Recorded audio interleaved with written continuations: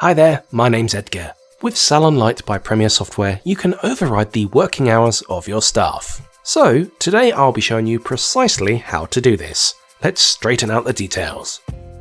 First, you will need to log in to SalonLite through the Premier Software website via the Login to New SalonLite button and login details. From the SalonLite Diary screen, head to the left menu and click Administration, then scroll down and click Employees. You will then see a list of your staff members. Find the staff you wish to amend the working hours for, then click on their name. This will then take you to their information.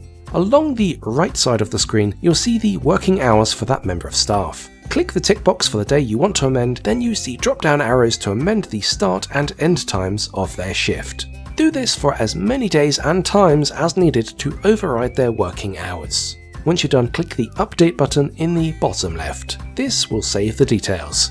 Exit their staff details once all the changes have been made.